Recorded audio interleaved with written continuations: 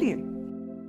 मैं बुद्ध की मजबूरी सोच के परेशान होता हूँ कई बार, और फिर मैं सोचता हूँ कि काश यशोधरा जैसा व्यक्तित्व सबका होता।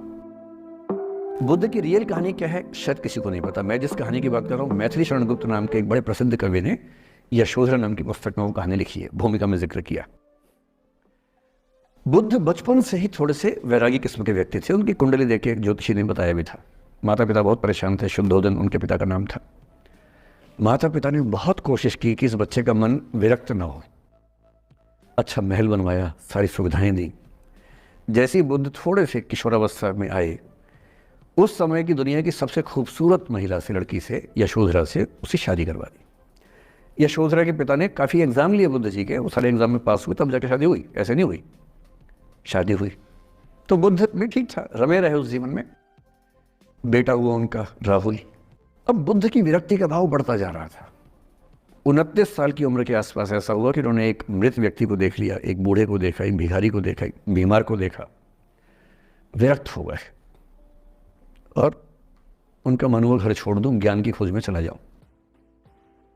अब ज्ञान की खोज में जाएं, उनको पता है कि भाई मेरी पत्नी भी है, मेरा बेटा भी है, राज्य भी है, कैसे छोड़ दूं?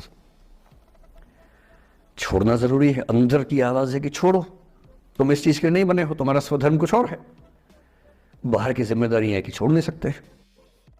मैं अनुमान करता हूं कि बुद्ध ने शायद अपने पिताजी से कहा हो कभी कि पिताजी मैं बहुत परेशान हूं, छोड़ना चाहता हूं। तो पिता ने समझा बुझा के मना किया होगा कि बेटा शोभा नहीं देता, ऐसा मत करो। हो सकता है पत्नी से भी बात की हो, पत्नी ने भी कहा हो कि ये क्या बात हुई, हम सबका जीवन तुम पे टिका है, बच्चा अभी बिस्तर से भी नहीं उतरा है, अभी तो चलना भी नहीं शुरू किया है, तुम ऐसी बात कर रहे हो। इसका जिक्र नहीं मिलता इतिहास में कि ये बात हुई कि नहीं हुई। और एक दिन बुद्ध ने तय किया और वो आधी रात को पत्नी और बेटे को सोता हुआ छोड़ के चले गए। इसको बौद्ध परंपरा में महाभिनिष्क्रमण कहते हैं। बुद्ध का अपनी मैथिली शरण गुप्त यशोधरा के पर्सपेक्टिव से बुद्ध को देख रहे हैं।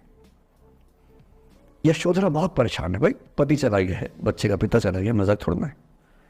राजा परेशान है कि उनका उत्तराधिकारी चला गया है। यशोधरा इतनी परेशान है, बहुत लंबे समय तक छंद आते रहते हैं कि वो कितनी बेचैन है, कितनी परेशान है। लेकिन यशोधरा की सबसे बड़ी परेशानी इस बात से नहीं कि बुद्ध चले गए, इस बात से है कि बिना बताए चले गए, भरोसा नहीं किया। और वो अपनी सहेली से कहती है, सिद्धि हेतु स्वामी गए, यह गौरव की बात। मुझे गर्व है कि मेरा पति इतने महान काम के लिए गया है। सिद्धि हेतु स्वामी गए, यह गौरव की बात, पर चोरी चोरी गए, यही बड़ा व्याघात। सखी सखी वो मुझसे कहकर जाते, कह तो क्या वो मुझको अपनी पथ बाधा ही पाते, क्या मैं रास्ता रोकती उनका?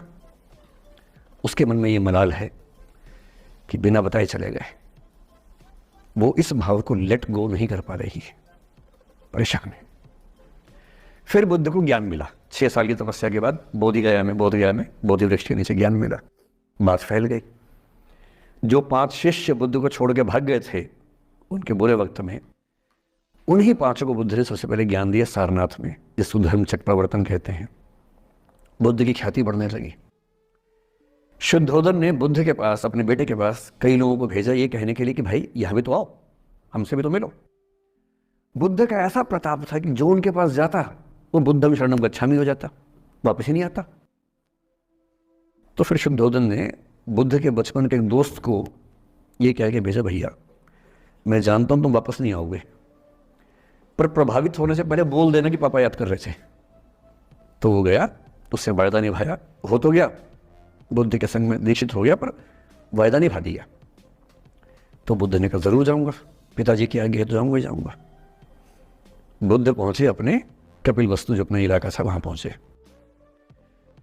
पूरे कपिल वस्तु में, नेपाल सिद्धार्थ नगर से नेपाल जाएंगे तो नेपाल बॉर्डर पे कपिल वस्तु है। मैं देखने गया था वो जगह जहां बुद्ध पैदा हुए थे, बड़ा सुंदर स्थान है, आप भी जाकर देखेंगे अभी। तो बुद्ध पहुंचे रात को, एक धर्मशाला में रुके। अब वहां हल्ला मच गया कि राजा का बेटा धर्मशाला में। बुद्ध ने कहा भाई मैं देखो राजा का बेटा बन के नहीं आया हूं, मैं बुद्ध बन के आया हूं। सुबह उठ के भिक्षा मांगने लग गए उस इलाके में, अपने ही पिता के राज्य में। पिता ने सिर पीट लिया कि भाई क्या कर रहा है। फिर बुद्ध ने सूचना भिजवाई कि मैं बुद्ध हूं, बेटा हूं संयोग से, ठीक है मैं आ रहा हूं मिलने के लिए, पर मैं बुद्ध होके आया हूं, मेरी चर्या है, नियम है, मैं भिक्षा से ही जीवन जीता हूँ अपना। ठीक है, पिताजी ने कहा चल कोई बात नहीं। फिर बुद्ध गए पिता से मिलने, पिता से मिले, सबसे मिले, भरी सभा में। लेकिन यशोधरा नहीं आई मिलने के लिए, लेट गो नहीं कर पा रहे थे। उसके मन में दर्द था, छुप के क्यों गया, बता के जाता। बुद्ध ने पूछा पिता से कि यशोधरा कहाँ है, तो बोले कि वो कह रही है कि अगर बुद्ध मिलना चाहेंगे तो खुद ही मिलने आएंगे मुझसे, मैं क्यों जाऊंगी भाई, आत्मसम्मान भी तो कोई चीज़ है, मैं क्यों मिलने जाऊंगी। तो बुद्ध मिलने गए। सोचिए कमरे में यशोधरा बैठी है, राहुल साथ में। अब राहुल थोड़ा सा बड़ा हो गया है, 6-7 साल का है। बुद्ध गए हैं। अब आपके मन में आ रहा है कि बुद्ध वहाँ जाके बोलेंगे सॉरी मैंने गलत किया, I hurt you, I really feel sorry. बुद्ध है वो बुद्ध। वहाँ जाके क्या बोल रहे पता है, भिक्षाम देहि, भिक्षा दो। और यशोधरा कितनी महान महिला रही होगी, उसने अपने बेटे का हाथ बाप के हाथ में दे दिया। लेट गो का इससे महान उदाहरण दुनिया के इतिहास में नहीं है कि चलो आखिर तुमने आके झुक के कुछ मांगा तो सही। उसकी जितनी ईगो थी, अहंकार था, सब विगलित हो गया। और जो औरत परेशान थी कि मुझसे बिना बताया गया, उसने अपने बेटे को दे दिया कि इसको लेके जाओ, क्योंकि मैं जानती हूं कि तुम महान काम कर रहे हो, और तुम महान काम कर रहे हो तो मैं क्यों बीच में आऊंगी भाई। मेरा पति महान काम कर रहा है तो मुझे खुशी होनी चाहिए, और तुम्हारी उस खुशी में मैं क्यों पीछे हटूं। बस मुझे भरोसे में लेके जाते तो और खुश होती।